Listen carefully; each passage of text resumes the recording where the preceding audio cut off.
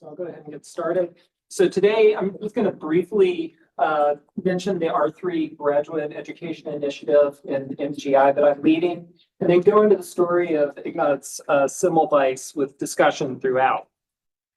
So to give you a quick introduction to R3 Graduate Education, it's an approach to graduate education that goes beyond the traditional and is grounded in training students in three key aspects, or the three R's of good science. So one is rigor, which can be thought of as thoughtful, mindful, meticulous, valid research that's grounded in a good understanding of the logic and philosophy of science. Reproducibility, so the development of good, secure methods of science that produce findings that others can reliably reproduce. And then what that students can effectively and clearly communicate to the scientific community so that they can be reproduced. And then responsibility, so recognition of the need for ethical scientific conduct and the realization that scientists are responsible to society and are in fact a part of it. So the classes that I'm developing have a more global focus than the traditional content courses. You know, they cover the things that usually if they're taught osmotically. Among other things, history, philosophy, logical structure of science and how it works, how it is that we know things, how to be a scientist, so how to think critically, how to develop virtues for science, what the norms and practices of science are, and then also how to maintain creativity, because imagination is important, as well as how to be healthy, whole human beings who don't burn out quickly. And the relationship between science and society, including scientific obligations to society, and the need to respect society and keep in mind the implications of science for it. With ethics, how to develop the moral principles needed to guide science so that we don't become monsters. And then communication, how to effectively communicate our science to the community and to the public. So I am in the process of developing and trialing R3 courses as a part of developing a curriculum that will have a 2-year course of study made up of modular courses. They're shown there on the right. And the teaching that I do is grounded in storytelling, it's grounded in history, go over case studies, and discuss and interrogate concepts and ideas. And our ECR principles are integrated throughout instead of simply being, these perfunctory hoops that we jump through to satisfy NIH. So today's talk started as kind of a demonstration of proof of concept of the way in which I go about teaching that also fulfilled our ECR training, partly to make sure people showed up. And it was well received, so it's evolved into a series of History of Science, our ECR lectures. And so I hope you get something from it as well. So today's talk is going to feature no monsters, just flawed human beings, none of whatever that is. You can look them up on your own time, but be forewarned. So here we have a typical 19th century human male. Anyone want to guess who this is? Exactly. Someone noted the spoiler that was right up the top. Yes, this is Ignaz Semmelweis. He is the father of aseptic obstetrics, father of hand washing. He did work with postpartum infection, what's also called puerperal fever or childbed fever.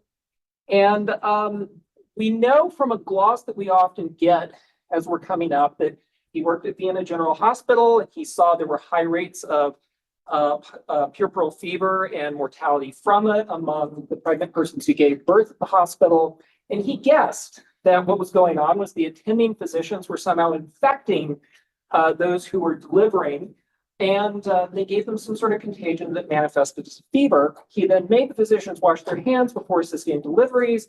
Mortality plunged, the fever went away, and then all of this was rejected because the establishment was denied it. So this story is in pretty much all intro textbooks in epidemiology, medicine, microbiology, has been since about 1900. You got this at some point. Yeah, most of us. So this version's really highly simplified. That shouldn't be a surprise. It leaves out a lot. The reality was much more complicated. Semmelweis himself was very complicated, and we can gain a lot of lessons from looking more deeply. So to start at the beginning, Semmelweis was born in Buda, the Kingdom of Hungary, the Austrian Empire. His father, Joseph, was a successful grocer who owned a number of stores. His mother, Theresia, was the daughter of a coach manufacturer who was very well off. So his family was well off, but not incredibly wealthy. They were not noble. They were more petit bourgeoisie. And importantly for the story, he spoke a Buddha-Swabian dialect of German. He did not grow up speaking Hungarian. He's also educated in pretty strict and severe German language Catholic schools, and he came out of it hating writing and everything that reeked of writing, and this too plays a role. So in 1837, he started studying law because his father wanted him to be a military judge. However, he happened on his off time to attend an anatomy lecture, fell in love with medicine, and the next year started a series of studies in medicine in Vienna and Buda. And then in 1844, got his medical degree. About the same time, his mother, to whom he was very close, died suddenly, leaving him bereft. He then went and continued training in pathology, which was his special interest at Vienna General Hospital, which was really the preeminent institution of medical training in Central Europe and had been for some time. It also had the world's largest obstetrics ward. And this was a period when the modern anatomy-based medical education was really growing. And we see this in 1829, Johann Klein was hired and made head of obstetrics, and he insisted that educational autopsies be done by all obstetrics students of everyone who died during deliveries. And then in 1844, hired Karl von Rokitansky, who's the father of clinical and diagnostic pathology. And he ordered that educational autopsies be done on every single person who died in the hospital. So there's a lot of dissection going on here. So Semmelweis attempted to become pathology assistant specifically to Rokitansky, but was turned down twice. In despair, he turned to a less competitive field of obstetrics. He passed an exam to be a midwife in August of 1844, which was necessary, and then had to wait 2 years for a position. He didn't sit on his hands during this time. He instead transitioned into doing an independent, unpaid pathology study with Rokitansky and his assistants, basically getting to do what he wanted. And during this time, from them, he learned his approach to clinical science. And this included focusing on patterns and similarities across cases of illness instead of dissimilarities like many focused on. So during this time, he saw a huge number of cadavers from puerperal fever victims. This sparked his interest. And so when he took that obstetrics position, finally in July of 1846, he had really been focused on the disease for a number of years. And puerperal fever was really a massive problem. So it was a long-standing human disease that was originally described by Hippocrates. It was marked by systemic infection, fever, purulent, smelly pus, internal abnormalities, and typically death within 24 hours of delivery. So it was endemic to European hospitals from the 18th century on, roughly corresponding to when obstetrics departments were created to provide delivery services in what were called lying-in hospitals. This was because city populations were beginning to grow with the urban poor and working class, and abortions were rife, and so the government was trying to get that down. At the time, up to 30% of everyone who went in and delivered in one of these lying-in hospitals died of puerperal fever, whereas at home deliveries, it was less than 0.1%. So it was a big problem. It was also something that baffled doctors. So the infection could be in different places, different extents, and like all systemic diseases of the time, it was really hard to figure out, in part because it just didn't accord with the predominant notions of how disease was caused. And at this time, most etiology was drawn from ancient ideas, especially those of Galen, the court physician Marcus Aurelius. And among these was the humoral theory of disease, that disease states were caused by an imbalance of the four humors: blood, yellow bile, black bile, and phlegm. This is where bleeding as a therapy came in. And then miasma, this notion that bad air settled on an area and caused epidemics. So the quote-unquote modern etiology at the time held that puerperal fever was caused by miasma that interacted with personal factors, imbalances in the humors, as well as what were called cosmotelluric forces, so energies from the stars. And then there were also those who held Hippocratic etiology, which held that It was caused by the ducts that carried milk produced by the uterus to the mammary glands getting clogged, causing buildup of milk in the internal cavities. I guess pus looked like milk. I don't know where that came from. We now know, of course, that puerperal fever is caused by Streptococcus pyogenes and a few other strep. So this is a human-specific bacterium. It typically colonizes the throat, skin, rectum, and genital mucosa. It's what causes strep throat, scarlet fever, necrotizing fasciitis, and some types of toxic shock syndrome. Now, pregnant persons are about 20 times more likely to develop strep pyogenes infections for reasons that we still don't entirely understand. But it remains a massive problem even today with antibiotics. So each year worldwide, there are about 11.8 million cases, 18,000 postpartum deaths, so constituting 10% of pregnancy-associated deaths, and approximately 1 million infant deaths. So this gives you some sense of how big a problem it was at the time, before germ theory, before antibiotics. So Semmelweis became assistant to Johann Klein, the head of obstetrics, and his duties included conducting deliveries, examining patients, teaching obstetric students, and importantly, keeping and tracking records. So the hospital had 2 obstetrics divisions. The first trained medical students, the second trained midwives. They had virtually identical sizes and layouts, and patients were admitted to one or the other depending on the day. They alternated. The patient population was largely drawn from the urban poor and working classes. So Semmelweis, keeping those records, noted very early on that there was a big difference in the rate of death from puerperal fever between the 2 divisions that persisted throughout the 1840s. So this difference was actually well known to pregnant persons in the city. And if you came to the hospital to be delivered, you begged to go to the second clinic to be tended to by midwife. Those who discovered that they were going to be sent to the first, they tried to escape and give birth in the street. So you had more likelihood of surviving. Puerperal fever was pretty much unknown in these street births, just as it was pretty much unknown for those who were wealthy and gave birth at home. So Semmelweis was very troubled by this difference. He said later, "It made me so miserable that life seemed worthless," and he became obsessed with explaining it. So he proceeded to collect not only every record he could find, but also every paper he could get his hands on. And this included many that were in English, so he taught himself English to read those papers. So this is a reminder, deep reading is kind of vital to doing good science. So from the huge mass of information that he collected, he drew out a list of what he considered to be the most salient details and facts. First, puerperal fever was not seen outside of hospitals, even when there were epidemics taking place inside. Second, puerperal fever was more likely when the delivery was traumatic. If the new mother died of puerperal fever, the infant usually did too. Closing a clinic stopped an epidemic in its tracks. Even though deliveries continued elsewhere, you didn't see it resurge outside. Comparing decades of records showed that the incidence of death had nothing to do with weather, which some had suggested.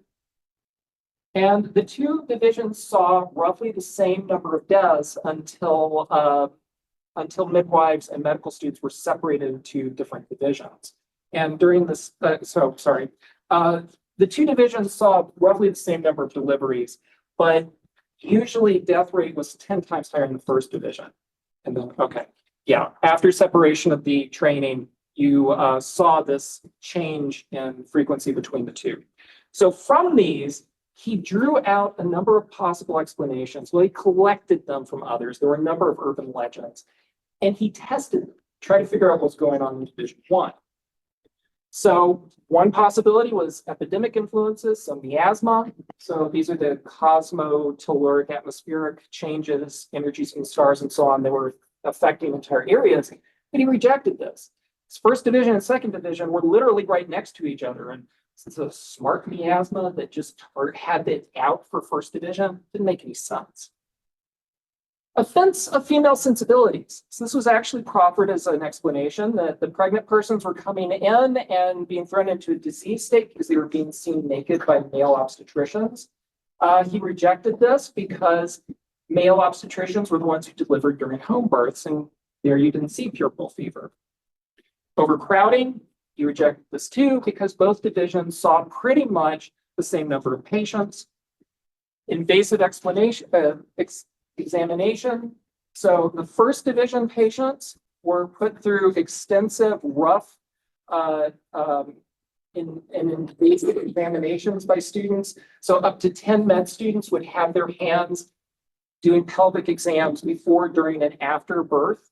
And then fever would come from the injuries that were caused. He rejected this because when he had the number of exams conducted by medical students reduced, mortality rate didn't decline. Then there was the psychological explanation. So this is a very Catholic area. There were priests assigned to the wards. And whenever someone was dying of puerperal fever or anything else, the priest would proceed through the ward with a bell ringer to let everyone know he was going to deliver last rites. So the idea was this caused dread, which brought on fever. In the second division, there was a separate entrance that was used by the priest. So Semmelweis tested this by ordering the priest to stop it with the bell ringing and to use a different entrance. This may have helped people's psychology, but it didn't change the mortality. So none of the explanations seemed to work. He was befuddled and, going through the possibilities and just hitting nothing. And then something happened. In March of 1847, a friend and mentor of his, Jakob Kolechka, died. And this happened after he was doing a teaching autopsy, and a med student accidentally pricked his finger with a scalpel. He then soon developed a high fever, and then signs and symptoms consistent with puerperal fever. During autopsy, he was filled with pus, had the same sort of abnormalities that puerperal fever victims had.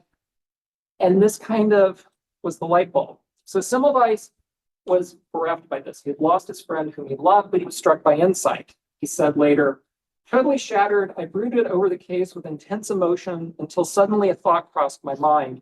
At once it became clear to me that childbed fever, the fatal sickness of the newborn, and the disease of Professor Kolechka were one and the same. If, therefore, in the case of Professor Kolechka, general sepsis arose from the inoculation of cadaver particles, then puerperal fever must originate from the same source. Now it was only necessary to decide from where and by what means the putrid cadaver particles were introduced into the delivery cases." So we saw a linkage. We soon did. The negative dissection, again, was the centerpiece of medical education of the time. The patients who died of puerperal fever were sent to the morgue, then they were immediately autopsied. The attending then went for the autopsy, directly back out, without washing hands or changing gowns, to do deliveries and exams. And this was a time when your experience as a surgeon was displayed by how much gore you had on your gown. So if you reeked of pus and looked like you just stepped out of a Fulci movie, you're considered to be a good doctor. Now, midwives, by contrast, because they were predominantly female, were barred from doing dissections because you could not have female students do that, so they never encountered cadavers. So as he said, the fact of the matter is the transmitting source of those cadaver particles was to be found in the hands of the students and attending physicians. So this should come as a reminder. Hypotheses are imaginative creations. They're not algorithmically generated. So they come from both a combination of intense study, but also bursts of insight and inspiration. So when you get those, when something niggles in the back of your brain and creates lights, listen to it, follow it. You never know what you might find. So here he had his new explanation. The students and physicians were carrying these odorous cadaver particles with which they could infect pregnant persons while attending during delivery. And Semmelweis tested this by, in May of 1847, starting to have every medical student who's coming out of the morgue wash their hands in a solution of chloride of lime before they went on to deliver.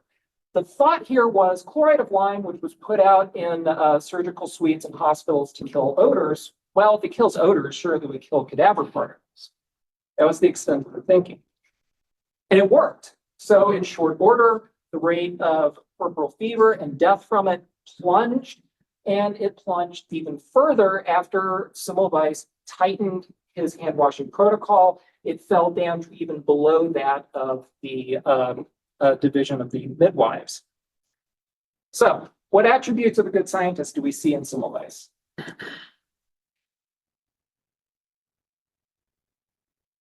Not rhetorical. Right?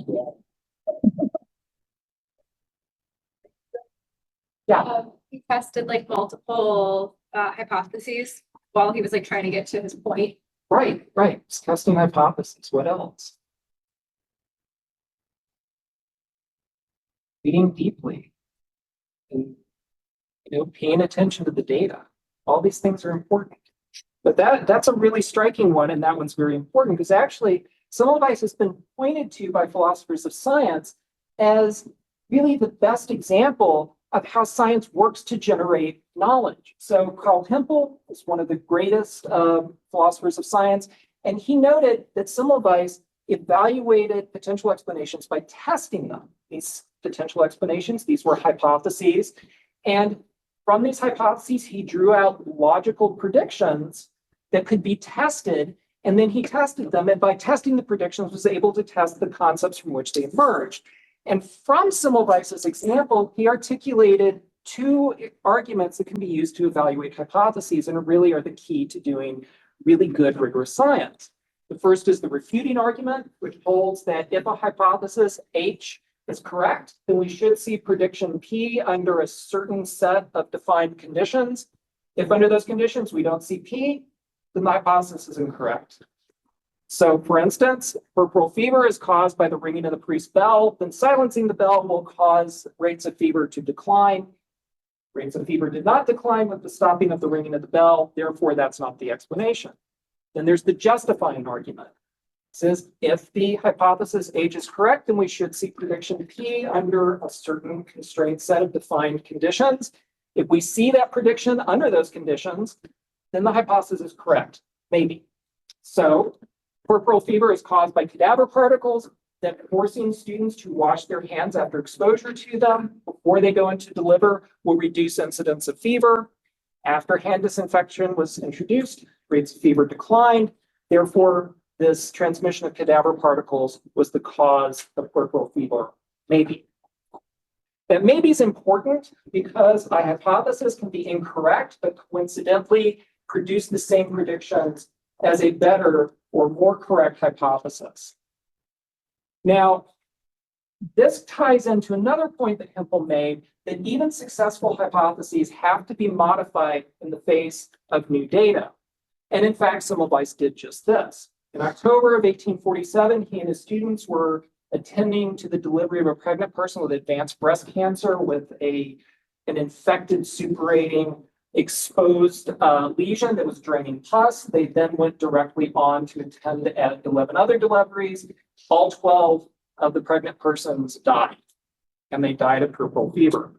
So he extended his hypothesis that the infectious material was any decomposing matter, regardless of where it was from, could produce these contagious particles that could cause fever.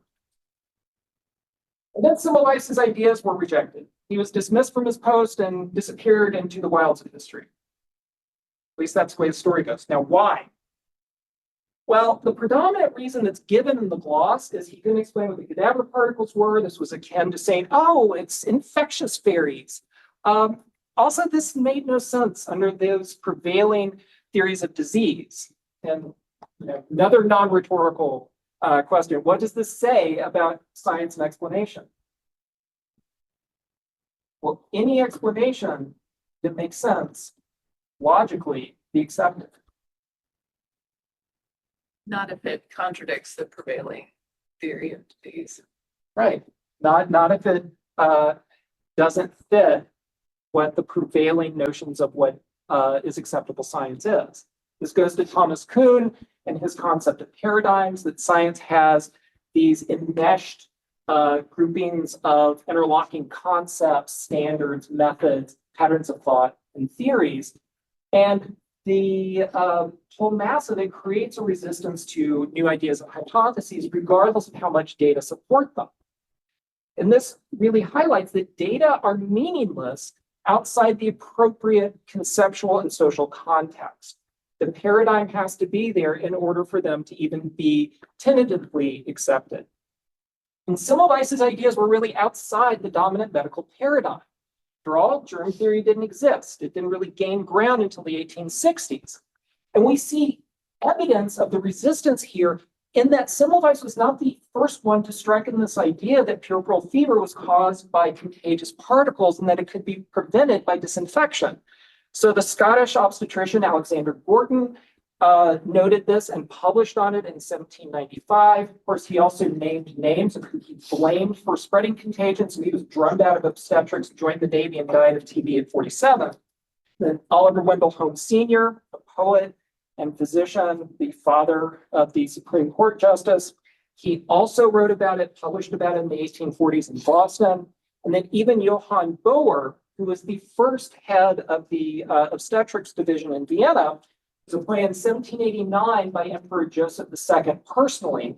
He had been trained in the English tradition of obstetrics, which emphasized cleanliness and gentleness and respect for the body of the pregnant person. And he enforced cleanliness and absolutely forbade obstetric students and obstetricians in general from doing autopsies. And in fact, he did not allow those who died in the obstetrics ward to be autopsied.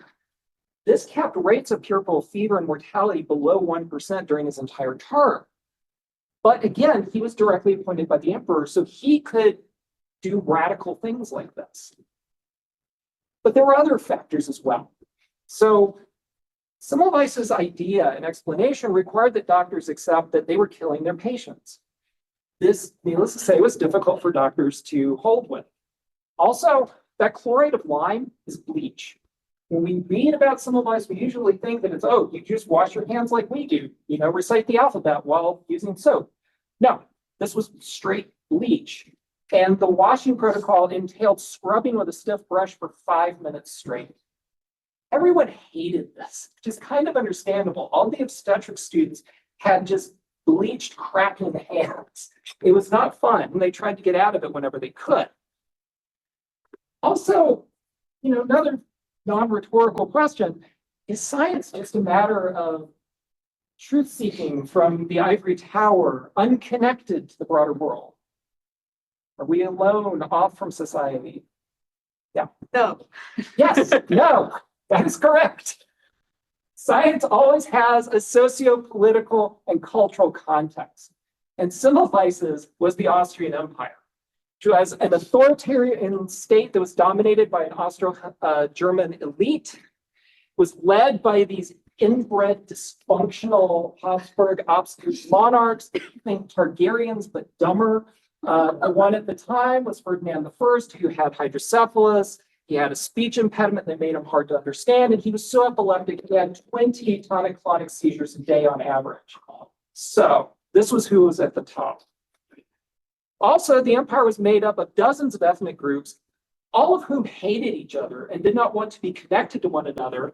And so the country was a powder keg, and the government dealt with this by suppressing every new idea and all individuality as much as possible, and had done so since the French Revolution. This is the only way of holding it all together, they thought. Moreover, university appointments were under government control. The imperial ministers controlled who was a professor. So, kind of like, what they're trying to do in Florida. So Johann Klein was at the mercy of government officials, and he had a duty in order to keep his job to keep tight rein on new ideas and younger faculty. So he did not allow new ideas. And in fact, he nearly fired a physician for using the newfangled device of a stethoscope because it was not approved. Also, there was a lot of suspicion of new ideas that were more so at the time than usual because 1848 was the year of revolutions. So this is when Marx and Engels promulgated the Communist Manifesto. And really, it was a series of rolling revolutionary movements that started in France and went throughout continental Europe, including the Austrian Empire, which was convulsed mainly by a revolution in Hungary, which was seeking democratic reform as well as independence.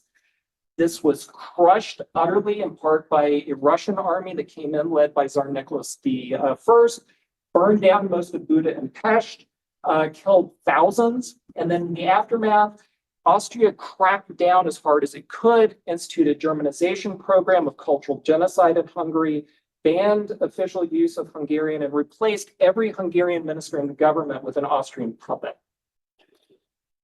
And Semmelweis, remember, was Hungarian. So he was already under suspicion. He also had a name that sounded vaguely Jewish, so that added to it as well. And he, moreover, was a Hungarian patriot. He loudly advocated to anyone who would listen that his homeland should go free. He joined the Academic Legion, which was a revolutionary paramilitary, and he taught wearing the uniform, which is what looked like over there. Why would anyone listen to weird ideas from this guy? Why would good Germans listen to this provincial Hungarian jerk who spoke German in a weird accent and sounded like he had a Jewish name? And so we have to ask here, a very simple question. How do we rise above prejudice to hear all voices? I'll let anyone answer simply, because obviously this is a simple problem that we have utterly transcended today. It's not an easy question. We wouldn't have DEI programs if it was an easy thing to solve. But what this illustrates is that we do need to rise above prejudice and our tendency as humans to be tribal, because science requires, in order to work, that we listen to everyone from different perspectives, because different people are going to have different ideas. We can't just reject people based on arbitrary things that rule what we do, what we think is okay or not, because we're humans. Leaving aside all the social justice, which is just, more important, but science does not work unless we listen to everyone. But Semmelweis didn't help himself. He was a deeply flawed person. So he was paranoid, snide, he was sarcastic, abrasive, self-righteous. And he went around, and anyone who didn't agree with him, he called them murderers, maniacs, mothers, killers, stupid, assassins. Just think of any insult you can. Needless to say, this did not win him friends, and nor did it gain much of a hearing for his ideas. And he probably had some mental health issues that contributed to these personality issues. So his colleagues noticed that he had a radical shift in his personality between 1844 and 1848 that got worse through the time that he was working on puerperal fever. So in medical school, he's described as jolly, happy, popular, jokester, and then afterwards became increasingly angry, intense, and suspicious and antisocial.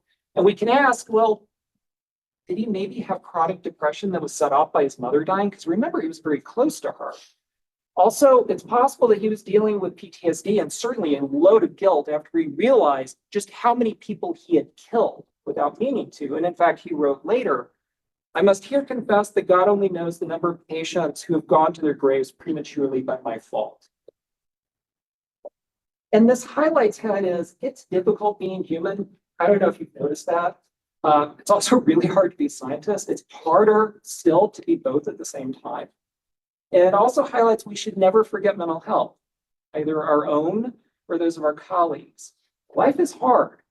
Life is terrible in many ways, and the only thing that gets us through are each other. So, care for each other. If you see someone who is even as unpleasant as Semmelweis, ask, "Hey, are you okay? Can I listen to your problems? Let me help you to the clinic." They might listen to you. He also saw all criticism of his ideas as personal attacks. So he's conflating his hypotheses and scientific ideas with himself. What's the problem with this? You do this. Are you your science? Those of you who are scientists already.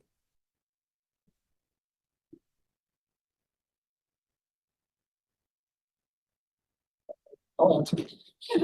No, you are not your science. There are problems with this because, it's okay and understandable to love your hypotheses. They're from yourself. You have some ownership and emotional investment in it. And sometimes it's necessary. You have to be able to deal with unfair critics. There are a lot of jerks in science and medicine, I've heard. And if you have good ideas, sometimes you're not going to get a fair hearing. The love of your science and hypotheses and ideas will help you stand up to them. But it's also dangerous because those critics can be right sometimes. And this self-identification with ideas and hypotheses can impede you from rigorously testing them. So you have to overcome your love and self-identification with your hypotheses in order to test them rigorously and even ruthlessly, because they are not small children. Small children, they're endowed with inherent worth and dignity by virtue of being sentient beings. You shouldn't murder them.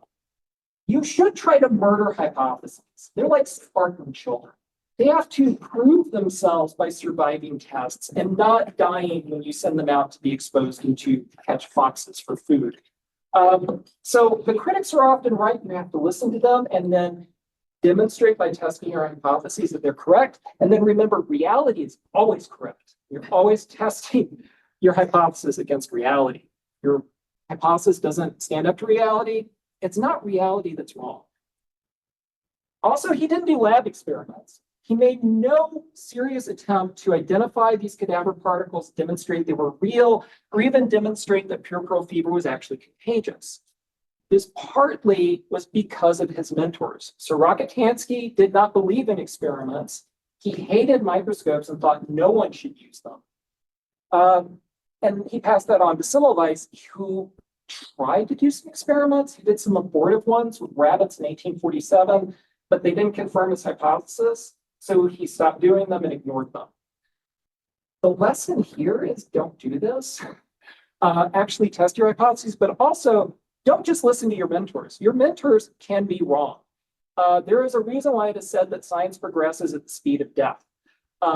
It is okay to question those who have taught you because sometimes they're wrong. Sometimes they're not taking into account new ideas and new ways of doing things. You can miss things if you are too faithful.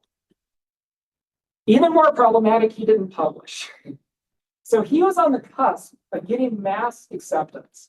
The record that he had of reducing incidence of fever was getting a reputation. The results were spreading. Others were trying it. And his students wrote letters to journals. They gave talks for him, though they didn't fully grasp because he didn't explain it to them. They left the impression that it literally was particles from cadavers and only cadavers that was causing this. But he didn't explain himself. So he began by the efforts of his students and friends and colleagues to get support from distinguished figures. And he even gave some well-received lectures, but he refused to write his ideas, did not produce any papers or monographs. And really, if science is not communicated, is it really science? I would say we do have a duty to publish. We produce science that is, and findings that is the commonwealth of all humanity. So we have to put it out there. And think of how many lives he could have saved if he'd done this. But he didn't. In 1849, he lost his position in the first division. He was offered a sub-midwife position that was highly restricted, and he was barred from doing anatomical work. So he did the logical thing. He moved home without telling anyone. He just disappeared. His colleagues, his friends, his supporters, they all abandoned him. And he kind of tooled around, did some private work for a while. And then in 1855, became head of obstetrics at the University of Pest. He was appointed specifically by the Austrian authorities over the wishes of the faculty, working with him. More problematic, the city was still recovering from being burned to the ground, and the Hungarians at the time were still chafing under their German domination. And remember, German was his native language. He did not learn Hungarian until he was an adult. So he's immediately hated by his colleagues because he was seen as an instrument of foreign control who couldn't even speak the language well. And when he did, it was with a major German accent. So not trusted. He then instituted his disinfection protocols. Mortality rates fell down. There was even a year where there were no puerperal fever deaths on the wards. But these policies, again, were hated. He was seen again as a figure of the Austrian domination. He was ignored by everyone who could ignore him. And he didn't respond well. He responded, instead of, being helpful and polite, by being bullying, by screaming, by insulting, by constant policing. Did you wash your hands before coming in here? At some point. 5 minutes in bleach? Not 5 minutes. How dare you? So he would do this to everyone. Only, I'm doing it with a somewhat civil tone. He did not use a civil tone. And if there was an outbreak, he played detective, figured out who it was, and then chewed them out in front of everyone, doctors and patients. This is not a good way to endear yourself. You catch more flies with honey than vinegar. Nonetheless, he was having success. He had a few friends on staff in the local medical establishment who convinced him to give talks. They seemed to be well received, despite the fact that he was largely dismissed. This gave him the impetus to finally channel his anger into writing. So over 18 months, he produced a 543-page book he published in 1861 called The Etiology, Concept, and Prophylaxis of Childbed Fever. There was no editing. There was no revision. This is a first draft, and it was basically produced as stream of consciousness. It's been described as logorrheic, repetitious, hectoring, accusatory, self-glorifying, sometimes confused, tedious, detailed to the point of aridity, and some unreadable. So its first half presented just this mountain of discontinuous facts, explaining the theory and where it came from. The idea people think is he was trying to produce the aha moment that he experienced. It's not how you should write a paper, much less a book. The second half, on the other hand, was 208 pages attacking every critic of his by name in very vituperative language. So, needless to say, this was poorly reviewed, it was heavily criticized. Almost no one read it. Those who did read it hated it and didn't understand it, so the community rejected it and they ignored it. So Semmelweis reacted by attacking and trying to burn down the entire medical establishment. Didn't go far because no one listened to him. One of the lessons for publication science is don't do this. Try to be logical and civil. Don't go after your critics by name and just be a jerk to them in writing. It doesn't work. Now, in spite of this all, he never wavered in his faith in his own ideas. And we see many instances of this that work out in science. So Barbara McClintock, Lynn Margulis, Carl Woese, and others who demonstrate that you have to be obstinate sometimes until your ideas are accepted. But the danger here is, what if you're wrong? How do you not be a crackpot? I'm actually asking. I don't want to be a crackpot. Is someone here a crackpot? One student. Wait, it's hard to tell. I mean, basically what it comes down to is always consider you might be wrong. Like Cromwell said, in the bowels of Christ, consider you might be mistaken. But it's hard to do that. Again, it's hard not to follow your hypotheses and just cling to them. So Semmelweis continued to antagonize his colleagues for a little while longer, but he grew progressively more erratic, more offensive, more inappropriate. He stopped bathing and taking care of himself. He had fits of uncontrollable rage. He would throw stuff. He started ostentatiously cavorting with sex workers, even in front of his wife. And so he was showing a lot of signs of declining mental health. He also showed signs of rapid aging. So that's the last photo of him at age 46. He's a year younger than I am there. I hope I'm aging better than that. It was once thought that he had neurosyphilis. There are many now who think that maybe early onset Alzheimer's, also possibly bipolar psychosis. It's hard to tell. In any case, his wife eventually got tired of it and unable to take care of him, and his colleagues agreed with her. So they conspired in July of 1865 to trick him into going to a mental hospital where he was forcibly detained and not allowed to leave. And then 2 weeks later, died. So he received no last rites. We mourned him. He had a very sparsely attended funeral. The official story for a very long time was that he died of infection consequent to a suppurating cut that he got in the obstetrics ward before he went in. So he died of irony. This is not what happened, sadly. So in the 1960s and 70s, there was re-examination of his autopsy records, as well as re-examination of his remains when they were moved to a memorial. It was confirmed he died of septicemia, but it seems that it was consequent to gangrenous wounds that he sustained during multiple severe beatings. It's pretty clear that he was thrown down on the floor and stomped multiple times by the hospital guards. This is the 19th century. They didn't have Thorazine to subdue unruly patients. You beat them. And he died of it. So this is a tragic story, and really it's too bad he died when he did. Because within 5 years, Pasteur and Lister would have published.